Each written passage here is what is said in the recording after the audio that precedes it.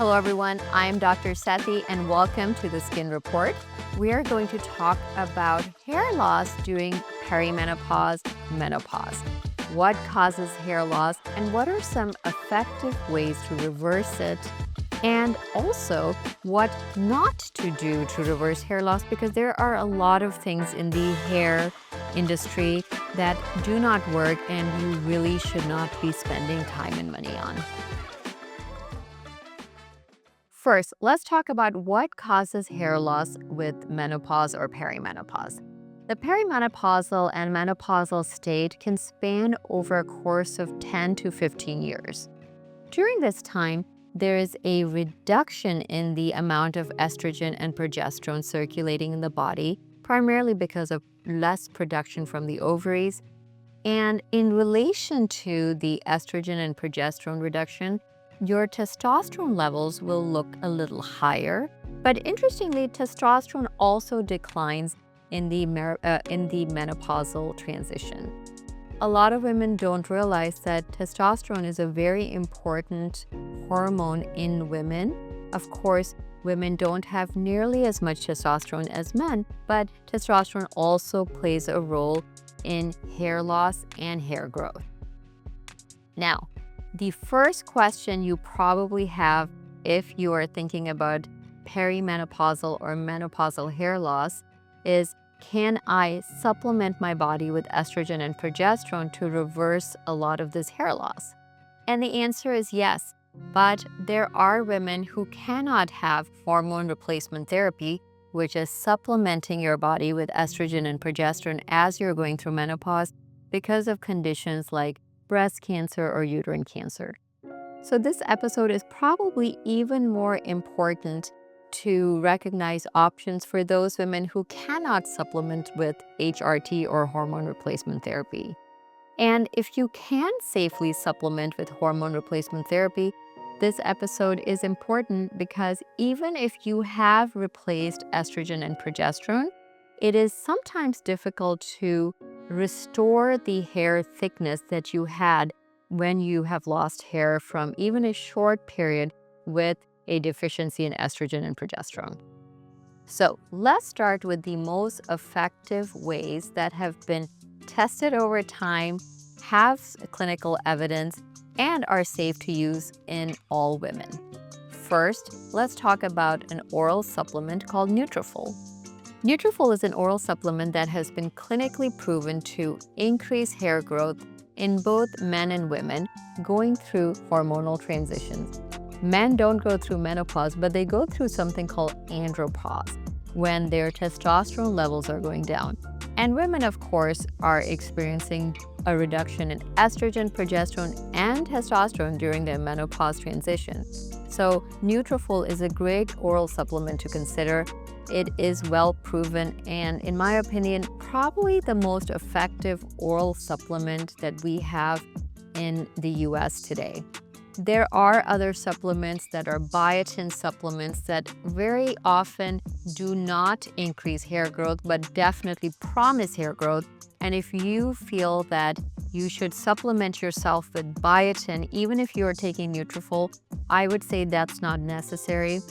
Biotin deficiencies are exceedingly rare in the Western world. Our food is well fortified for us not to have a biotin deficiency.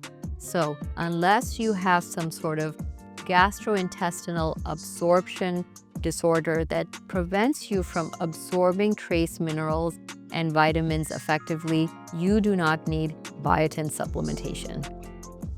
The other oral supplement I would recommend when looking at reversing menopausal hair loss is collagen. Collagen powders can improve hair growth, and even if they don't fully reverse hair loss, they do make your hair stronger. Interestingly, we don't know the exact mechanism by which taking collagen or ingesting collagen improves hair growth and hair quality, but we do know it is effective at improving your hair's growth, quality, and it also has the advantage of helping with skin and skin cell turnover, and also bones and joints. If you are going to supplement with collagen, make sure you're using a collagen powder that you can put into any kind of beverage because this has the best bioavailability. I wouldn't recommend collagen in the form of pills because you have to ingest about 10 to 12 pills to get the right dose of collagen, which can be a little hard on your stomach over time. So, collagen powders are another great way to orally supplement yourself to help with hair growth. Outside of oral supplementation, the next group of treatments or hair growth options is actual medical grade treatments that can be done at a medical spa. And this mostly is injections of plasma-rich platelets to the scalp. Plasma-rich platelets, or PRP, can be derived from your own blood and then put into your scalp to promote hair growth. Plasma-rich platelets are extracted from your own blood by drawing your blood, spinning it in a special centrifuge, and then extracting the gold straw-colored part of the blood. This plasma is rich in platelets and growth factors, which when injected or inserted into the scalp will promote growth of the follicle and also improve the quality of your hair. There are two ways of delivering PRP into the scalp. First is injecting it directly into the scalp in tiny injections that are spaced about half a centimeter apart, or you can microneedle the PRP into the scalp. In my practice, I like to microneedle PRP into the scalp because it has been shown in multiple studies to have better hair growth, and microneedling is substantially more comfortable than injections of PRP into the scalp.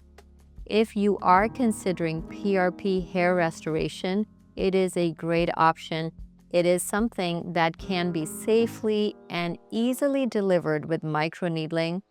If you do want to try injections, it is something that is a lot more uncomfortable and actually clinically has not been shown to be superior to microneedling.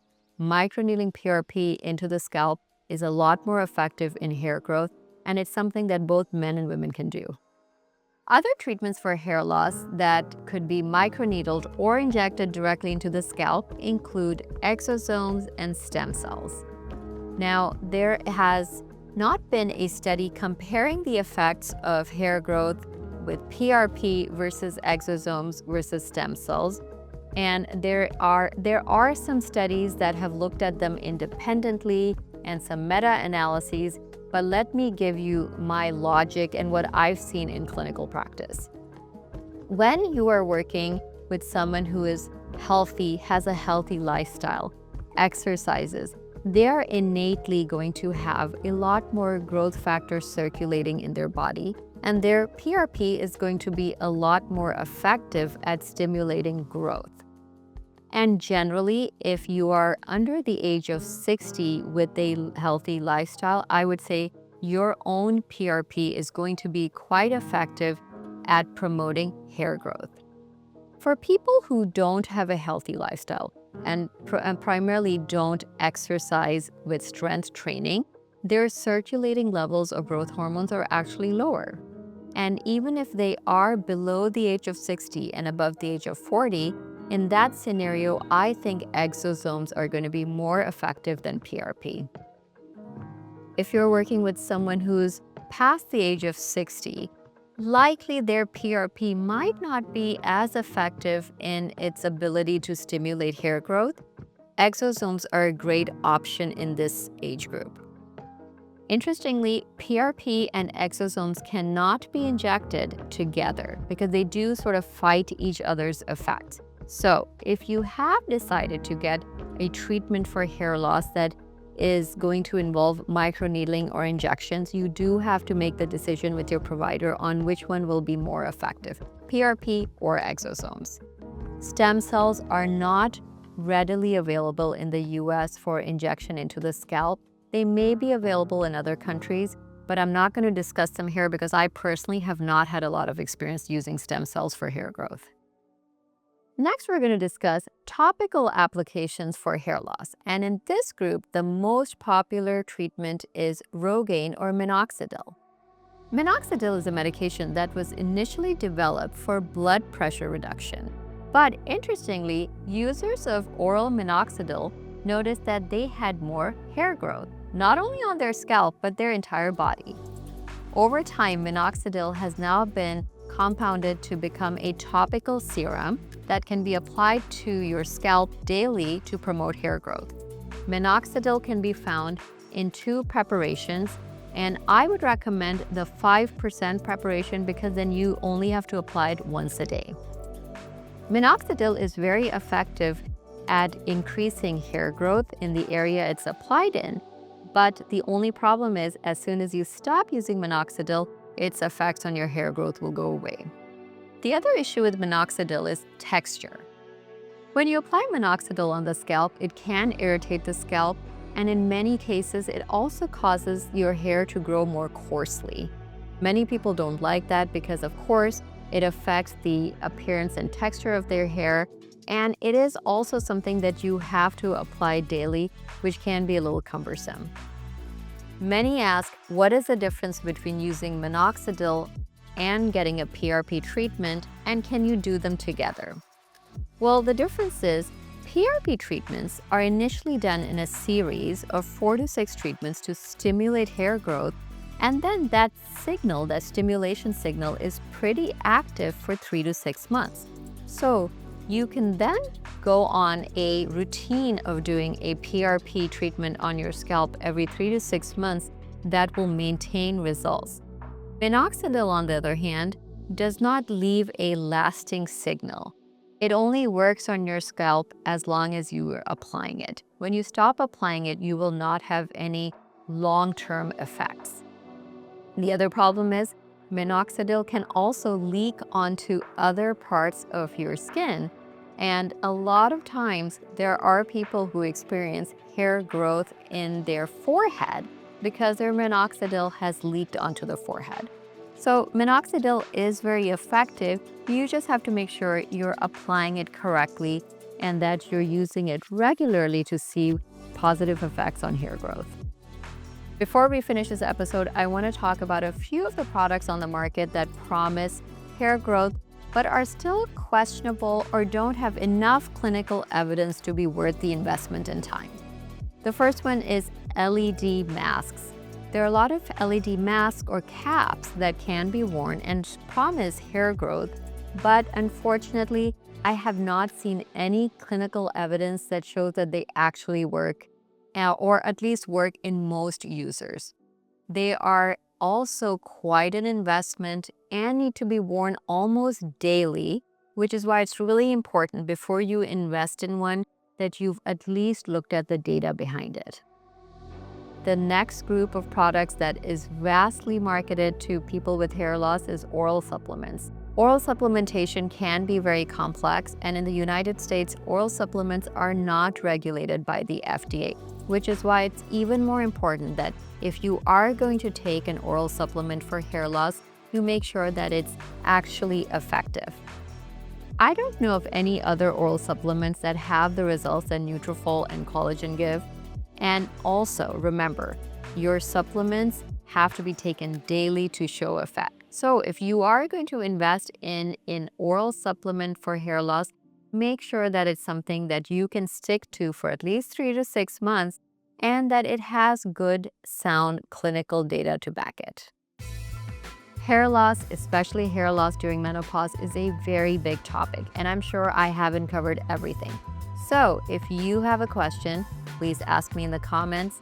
And if you haven't done so already, please subscribe and turn on your notifications so you always know when we release a new episode.